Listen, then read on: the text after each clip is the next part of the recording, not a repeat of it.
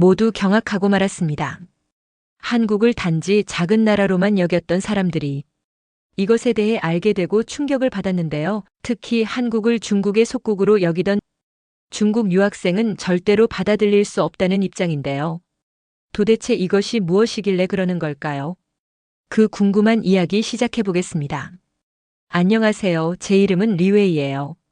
저는 미국 하버드 대학교에서 공부하고 있는 중국 유학생이에요. 캠퍼스를 걷고 있을 때 공기는 상쾌했어요. 동아시아 문자 체계에 관한 수업을 들으러 가고 있었습니다.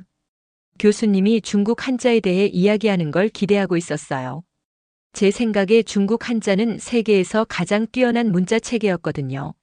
수천 년 동안 존재해왔고 그 안에는 많은 역사와 의미가 담겨 있었으니까요. 한국 문자인 한글에 대해 생각하며 고개를 살짝 저었어요.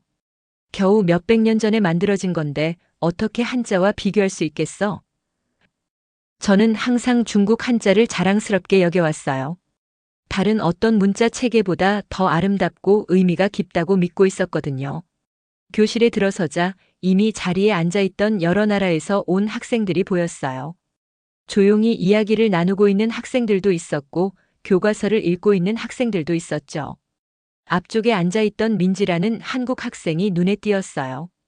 그녀는 꼼꼼하게 노트를 정리하고 있었습니다. 몇 자리 떨어진 곳에는 항상 흥미로운 질문을 던지는 미국 학생 제임스가 있었고요. 저는 교실 중간쯤에 자리를 잡고 노트를 꺼냈어요. 벽에는 언어에 관한 두꺼운 책들이 가득 꽂혀 있었죠.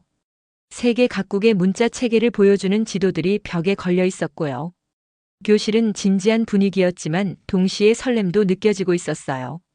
모두가 배움에 관심을 갖고 있었거든요. 우리 교수님인 애덤스 박사님이 종이 뭉치를 들고 들어오셨어요. 그는 오랫동안 문자 체계를 연구해온 미국인이었죠. 아시아 언어에 대한 깊은 지식으로 유명했고요. 좋은 아침입니다, 여러분, 그가 말했어요. 오늘은 동아시아 문자 체계에 대한 토론을 시작하겠습니다. 저는 몸을 바로 세웠어요. 이게 바로 제가 기다려온 순간이었으니까요. 애덤스 박사님은 분명 중국 한자의 아름다움과 복잡성에 대해 이야기할 거라고 생각했어요. 익숙한 자부심을 느낄 준비가 되어 있었죠. 애덤스 박사님은 먼저 중국 한자에 대해 간략하게 언급했어요. 그 오랜 역사와 중요성에 대해 이야기하셨죠. 저는 만족감을 느끼며 고개를 끄덕이고 있었어요. 하지만 그때 그가 제가 얼어붙게 만드는 말을 했습니다. 하지만 오늘은 한국의 문자 체계인 한글에 초점을 맞추겠습니다. 한글은 인류 역사상 가장 과학적으로 설계된 문자 체계일 수 있어요. 저는 제대로 들었는지 확신할 수 없어서 눈을 깜빡였어요. 가장 과학적으로 설계되었다고요? 어떻게 그럴 수 있지? 겨우 몇백 년 전에 만들어진 문자 체계가 어떻게 중국 한자보다 더 뛰어날 수 있을까요? 손을 들어 반론하고 싶었지만 참고 있었어요.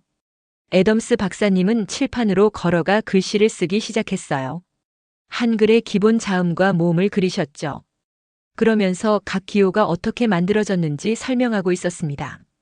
한글을 특별하게 만드는 것은 그가 말했어요. 그저 무작위로 만들어진 것이 아니라는 점입니다. 각 자음 모양은 그 소리를 낼 때 입의 모양을 보여줍니다.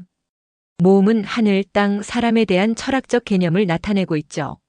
저는 그가 칠판에 기억을 그리는 것을 지켜보고 있었어요. 그는 이 모양이지 소리를 낼 때 혀가 목구멍을 막는 모습을 나타낸다고 설명했죠. 그리고 니은이 엔 소리를 낼 때 혀가 입천장에 닿는 모습처럼 보인다고 말했어요. 뭔가가 내 안에서 일어나고 있었어요. 단순한 의견 차이가 아니라 호기심이었죠. 글자가 우리가 실제로 소리를 내는 방식과 일치하도록 설계되었다는 생각을 해본 적이 없었어요. 정말 한글 창제 뒤에 과학이 있었을까요? 더 새로운 문자 체계가 실제로 고대 문자 체계보다 장점을 가질 수 있을까요? 애덤스 박사님은 계속해서 이 간단한 모양들이 어떻게 음절을 형성하는 블록으로 결합되는지 보여주고 있었어요. 그는 세종대왕이 1443년에 일반 사람들이 읽는 법을 배울 수 있도록 한글을 만들었다고 설명했습니다. 대부분의 나라에서 문자 체계는 시간이 지남에 따라 천천히 발전했습니다. 하지만 한글은 명확한 과학적 원리로 일시에 의도적으로 만들어졌어요. 혁명적이었죠. 제가 듣고 있는 내용에 저항하고 싶은 마음이 있었음에도 불구하고 저는 자세한 노트를 필기하고 있었어요. 이게 바로 제가 기다려온 순간이었으니까요. 제 연필이 페이지 위를 빠르게 움직이고 있었죠. 애덤스 박사님이 그린 한글 기호들을 베껴 썼어요. 그 시스템이 어떻게 작동하는지에 대한 그의 설명을 적어 내려갔습니다. 수업이 끝날 무렵 제 깔끔한 노트는 제 안에 있는 감정의 혼란을 감출 수 없었어요. 중국 한자에 대한 자부심, 제가 항상 믿어왔던 것에 대한 의심, 한글에 대한 호기심, 그리고 제 세계가 변하려고 한다는 이상한 느낌이 들고 있었죠. 노트북을 정리하면서 민지와 제임스가 강의에 대해 흥분해서 이야기하고 있는 것을 알아차렸어요. 그들은 한글의 디자인에 매료된 것 같았죠. 나는 항상 한글이 자랑스러웠어. 민지가 말하고 있었어요. 단지 아름다운 것뿐만 아니라 실용적이고 과학적이거든. 입모양과 자음이 일치하는 방식은 천재적이야. 제임스가 대답했어요. 다른 문자 체계에서는 본 적이 없어. 저는 그들의 말이 제 마음속에 울려 퍼지며 교실을 나왔어요. 밖에는 가을 햇살이 밝게 비치고 있었지만 저는 거의 알아차리지 못했죠. 제 생각은 문자 체계에 대한 질문들, 무엇이 진정으로 우수한지, 그리고 제가 계속 틀렸던 것은 아닌지에 대한 생각으로 가득 차 있었어요. 도서관에 가기로 결정했어요.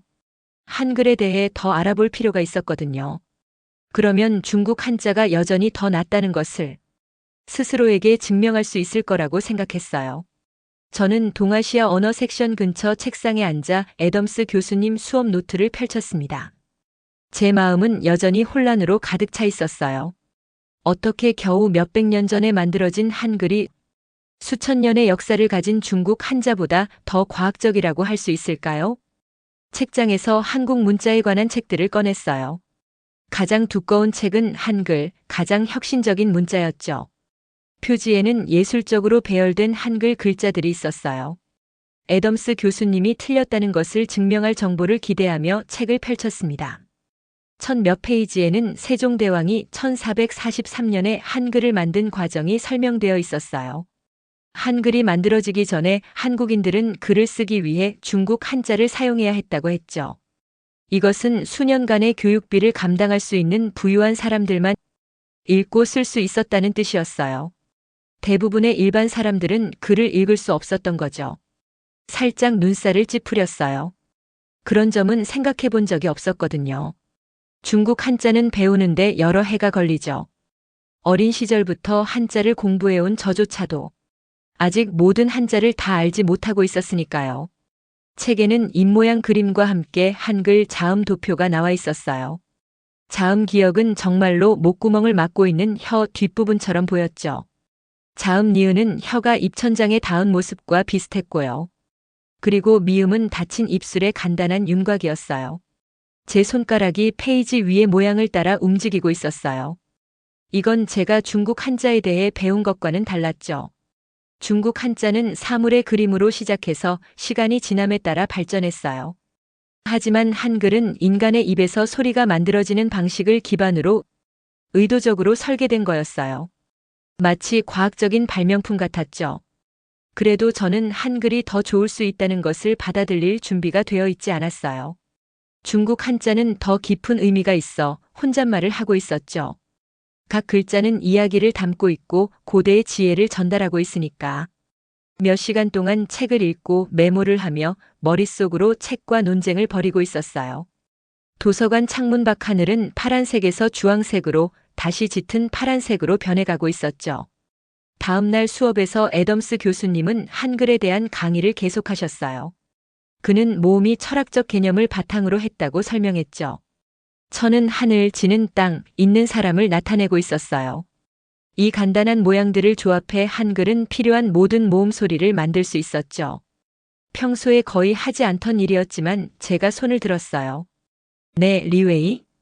애덤스 교수님이 격려하는 미소를 지으며 말했어요. 중국 한자도 철학적 의미를 갖고 있어요. 제가 말했죠. 그리고 수천 년 동안 사용되어 왔잖아요. 그것이 더 중요하게 만드는 것 아닌가요? 애덤스 교수님이 고개를 끄덕였어요. 역사적 중요성은 확실히 중요합니다. 그가 대답했어요. 하지만 오늘 우리는 문자 체계 뒤에 있는 과학적 설계 원리를 살펴보고 있어요. 그런 관점에서 보면 한글은 인류 역사에서 독특한 무언가를 제공하고 있죠. 고개를 끄덕이며 손을 내렸지만 그의 대답에 완전히 만족하지는 못했어요. 수업 후 민지와 제임스가 문 근처에서 이야기하고 있는 것을 발견했어요. 잠시 망설이다가 그들에게 다가갔죠. 중국 한자는 수천 년의 문화유산을 갖고 있어요. 방어적인 기분이 들었지만 친근한 목소리를 유지하려고 노력하며 말했어요. 민지가 저에게 미소를 지었어요. 역사적 가치는 중요해요. 그녀가 말했어요.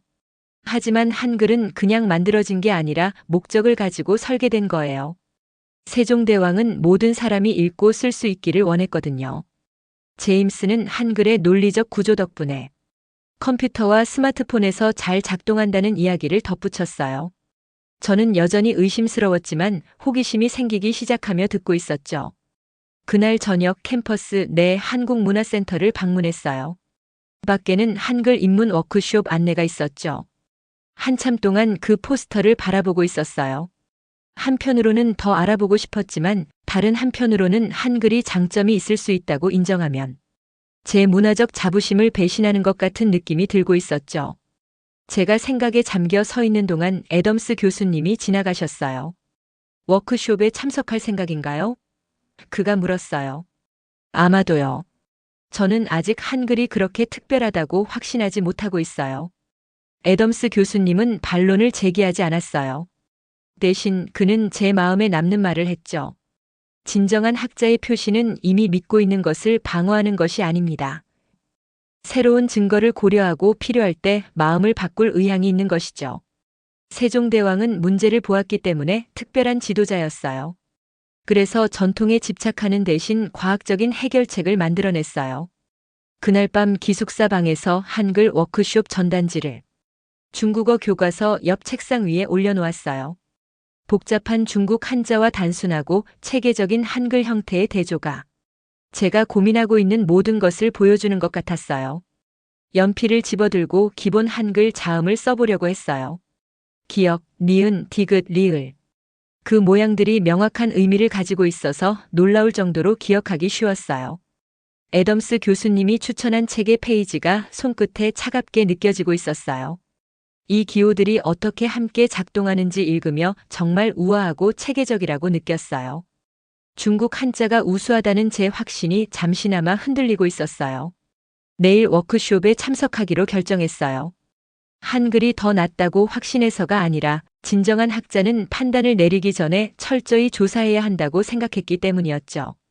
잠이 들면서 두 문자 체계의 글자들이 때로는 경쟁하고 때로는 조화를 이루는 꿈을 꾸고 있었답니다. 한국문화센터는 밝고 따뜻한 분위기였어요. 벽에는 한글이 적힌 다채로운 포스터들이 걸려 있었고 차 향기가 퍼져 있었죠. 입구에 서 있는 동안 제 심장이 빠르게 뛰고 있었어요. 이곳에 오는 것은 마치 보이지 않는 선을 넘는 것 같은 느낌이었습니다. 거의 돌아서서 떠날 뻔했어요. 머릿속에서 작은 목소리가 한글에 관심을 보이는 것은 중국 유산을 배신하는 것이라고 속삭이고 있었지만 호기심이 저를 앞으로 밀어붙이고 있었죠. 워크숍 방에는 원형으로 배치된 테이블이 있었어요. 수업에서 본 제임스를 발견하고 그 근처에 자리를 잡았어요. 와줘서 기쁘다. 제임스가 친근하게 고개를 끄덕이며 말했어요. 강사인 김지훈 선생님이 워크북을 들고 방에 들어오셨어요. 그는 자신의 이름을 영어와 한글로 칠판에 썼어요. 한글 입문 워크숍에 오신 것을 환영합니다. 그가 시작했어요. 오늘 여러분은 많은 학자들이 가장 과학적인 문자 체계 중 하나로 여기는 한국어 문자 체계의 기초를 배우게 될 거예요. 김지훈 선생님은 화이트보드에 기본 자음을 그리기 시작했어요. 한글은 블록을 쌓는 것과 같아요. 그가 설명했죠. 간단한 모양들을 조합해서 음절을 형성합니다. 그는 각 기본 모양을 어떻게 쓰는지 보여주며 그것들이 나타내는 입모양에 대해 설명했어요. 쓰기 연습을 할 때 저는 얼마나 빨리 모양들을 기억할 수 있는지에 놀라고 있었어요. 암기하는데 많은 반복이 필요한 중국 한자와 달리 이 글자들은 논리적인 의미를 가지고 있는 것 같았거든요. 우리의 첫 번째 과제는 한글로 이름을 쓰는 것이었어요. 저는 리웨이를 어떻게 쓸지 고민하며 소리 차트를 응시하고 있었죠. 배워야 할 24개의 기본 글자들과 중국어의 수천 개 글자를 비교하고 있었어요. 수학적 효율성은 부정할 수 없었지만 이걸 인정하는 것은 어쩐지 배신 같은 느낌이 들었어요. 선생님이 제게 와서 당신의 이름은 이렇게 쓸 수 있습니다라며 제 종이에 리웨이라고 써주셨어요. 한글로 쓴 제 이름은 달라 보였지만 어쩐지 맞게 느껴졌어요. 워크숍이 계속되면서 우리는 간단한 문장을 만드는 방법을 배웠어요. 저는 모든 것을 중국어 쓰기와 비교하고 있었죠. 중국어에서 각 글자는 독립적이지만 한글에서는 글자들이 소리를 나타내는 음절 블록으로 결합돼요. 어느 방식도 틀리지 않았어요. 그저 언어를 쓰는 서로 다른 해결책일 뿐이었죠. 휴식 시간에 민지가 와서 여기서 당신을 볼 줄은 몰랐어요 라고 말했어요. 한글이 왜 특별한지 이해하려고 노력하고 있어요. 저는 인정했어요. 애덤스 교수님이 진정한 학자는 판단을 내리기 전에 모든 증거를 고려해야 한다고 말씀하셨거든요. 저는 한글이 배우기 쉬워 보인다는 제 관찰을 공유했어요. 하지만 중국 한자는 그 모양에 더 많은 문화적 역사를 담고 있어요. 두 문자 체계 모두 장점이 있어요. 민지가 대답했어요. 그들은 서로 다른 문제를 해결하기 위해 만들어졌죠. 이 간단한 말이 저에게 강한 인상을 주었어요. 중국 한자는 수천 년에 걸쳐 발전했지만 한글은 일반 사람들이 빨리 읽는 법을 배울 수 있도록 의도적으로 만들어졌어요. 휴식 후 우리는 짧은 한국어 텍스트를 읽는 연습을 했어요. 발음은 어려웠지만 읽는 것은 놀라울 정도로 쉬웠어요. 단 하나의 워크숍으로 저는 이미 한국어 단어를 소리내어 읽을 수 있었어요. 중국 한자로는 이렇게 짧은 시간에 불가능했을 거예요. 워크숍이 끝날 무렵 제 노트북에는 제가 만든 중국 한자와 한글을 비교하는 목록이 있었어요. 이 목록을 보면서 저는 중요한 것을 깨달았어요. 한글의 디자인을 인정한다고 해서 중국 한자를 거부할 필요는 없었어요. 둘 다 가치가 있고 둘 다 그것들을 만든 문화를 반영하고 있었죠. 선생님이 다음 주에도 워크숍이 있을 것이라고 발표했고 저는 망설임 없이 등록했어요.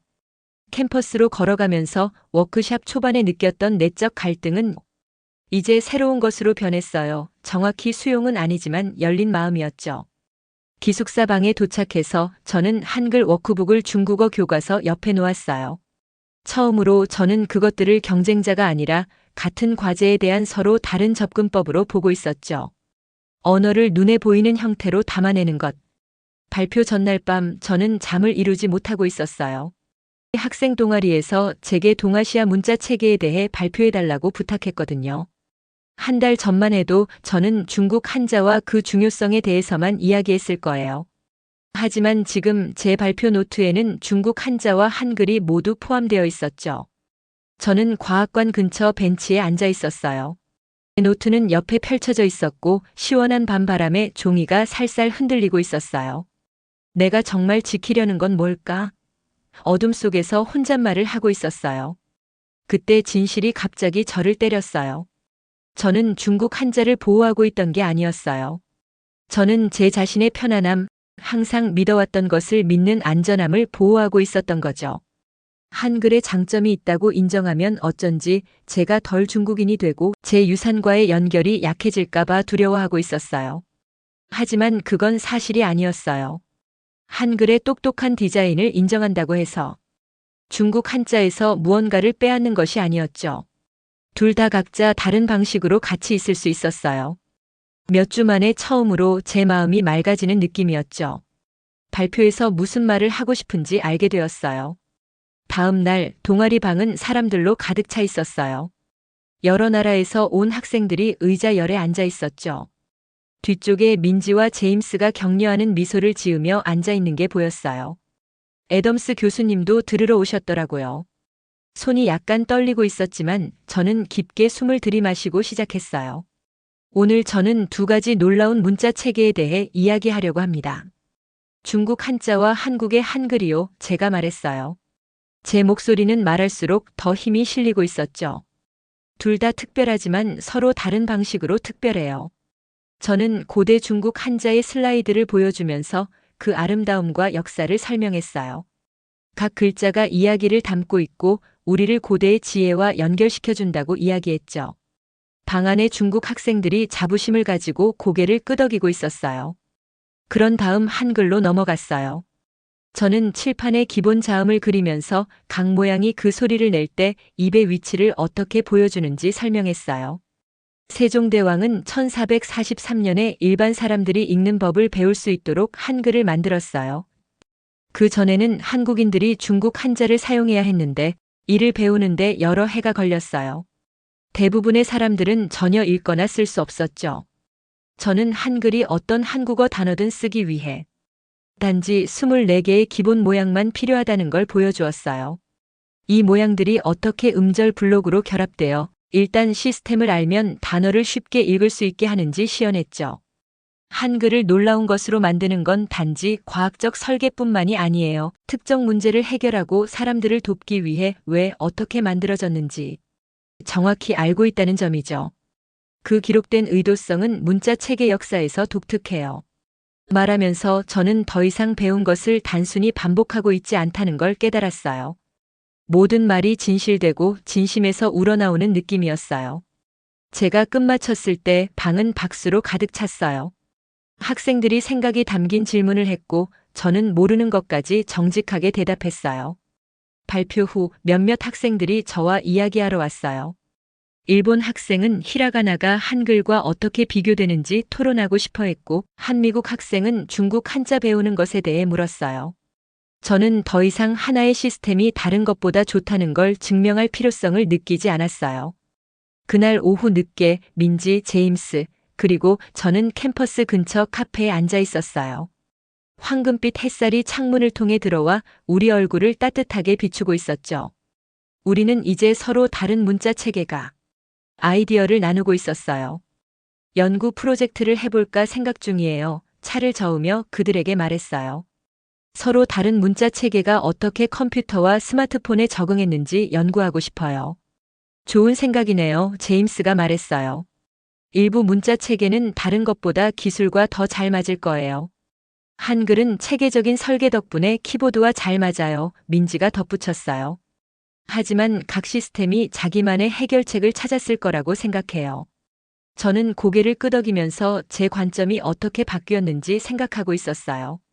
한 달 전에는 한글이 중국 한자보다 장점이 있다는 제안을 무시했을 거예요. 지금은 정확히 그것을 보여줄 수도 있는 연구를 계획하고 있고 또 그렇기 때문에 괜찮게 느껴지고 있었죠.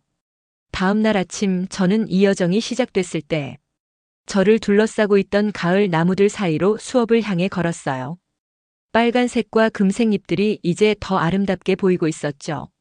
아니면 단지 제가 정말로 보고 있어서 그런 것일 수도 있어요. 제 자신의 생각과 편견에 갇혀있지 않고 말이죠. 저는 확신으로 시작했어요. 질문들, 호기심 그리고 더 많은 것을 발견하는 데 열린 마음으로 끝났죠. 그리고 어쩐지 그것이 더 큰 지혜처럼 느껴졌어요. 오늘의 영상은 여기까지입니다. 오늘의 사연 재밌게 보셨다면 좋아요와 구독 부탁드릴게요.